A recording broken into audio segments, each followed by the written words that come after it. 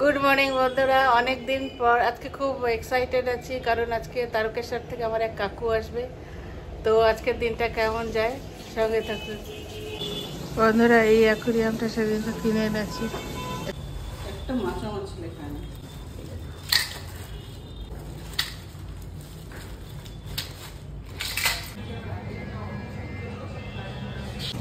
পনির রান্না হয়ে গেছে, কসুরি মেথি টেথি দিয়ে করেছে। এটা ফুলকপি দিয়ে কি জানা হচ্ছে? কি ফুলকপি দিয়ে মাছের ঝাল হচ্ছে? এমনি ফুলকপির ঝোল হচ্ছে।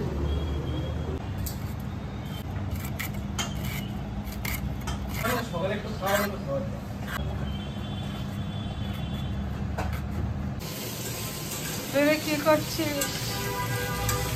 আলু টমেটো দিয়ে বড়গি মাছের ঝাল। আর এটা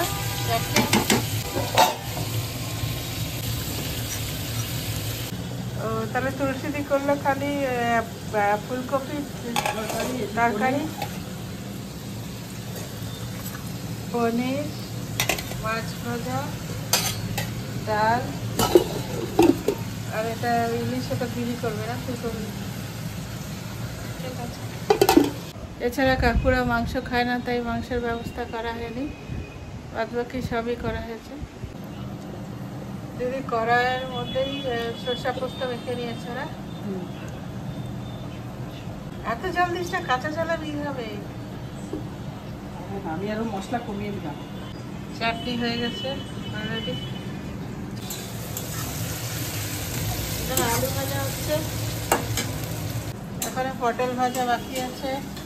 পটল করলা ভাজাভাজি অনেকটা হয়ে গেছে। বন্ধুরা কাকুরা এসে গেছে, যাই। এই যে এসে গেছে।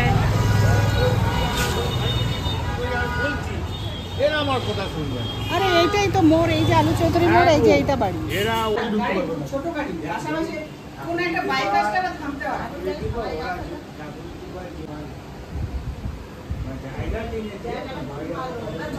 এই যে বন্ধুরা, এই যে কাকুরা আসার সময় কতগুলো গিফট নিয়ে এসছে, সবার জন্য গিফট নিয়ে এসছে। যাই হোক, ওনারা খাওয়া দাওয়া করে রেস্ট নিয়ে জলপাইগুড়িতে গেল মায়ের সাথে দেখা করতে। তো আজকের মতো ভিডিওটি এখানে শেষ করছি, দেখা হবে পরের একটি ব্লগে। বাই।